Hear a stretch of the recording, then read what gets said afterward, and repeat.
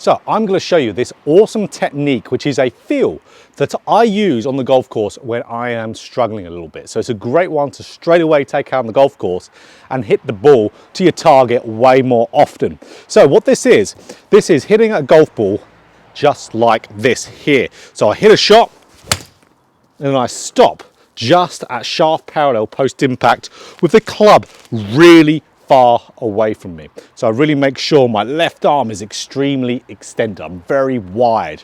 So why I do that and why that's a feel that I will do on days that I'm struggling or on days where it's really windy, which is very common here in the UK, is because I have a little fault, which a lot of players have from every now and again, is coming through the golf ball, maybe slowing down in their rotation, but a little bit slow with their chest rotation through the golf ball, which will cause you to be quite narrow between the butt end of the club and the body. So why that's a position, a technique that isn't too desirable, is because when you get very narrow, you have a lot of club face rotation.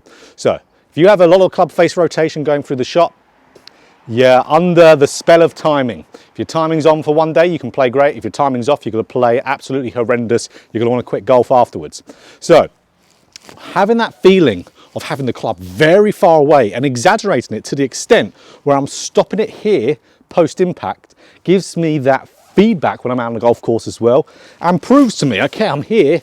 I know I've been more extended through the golf ball, which for me, to be more extended post impact, you have to rotate better going through the golf ball to be able to facilitate that. Otherwise, you'll just fat the ball. It forces you to rotate a little bit more. So I'll be out on the golf course, especially on my last video on the golf course I did, where I was out on the golf course and it was a very windy day. I did a lot of shots where I just stopped here. And I know for one, that ball is going to be a little bit lower, a little bit better rotation, a bit better shaft lean as a result. And two, also, I can almost eliminate one side of the golf course. It's very rare, especially for myself, that the golf ball ever goes left doing this, because the club face has always got such good control over it. It's very unlikely it's going to flip over. So for a lot of you guys out there, make sure when you go and do this, have a square club face first. Don't do this if you suffer with an open club face, because if you're an open club face player relying on a hand release, you're just going to hit the ball right all the time. You're always going to be slicing it in and out to the right. So you need a club face that's square to the arc to be able to make this technique work. But I'll tell you what, guys, when you start doing it and start really getting comfortable, it really goes very, very straight. It does go a little bit shorter doing that, is the only thing. Not a massive amount, a couple yards you'll lose.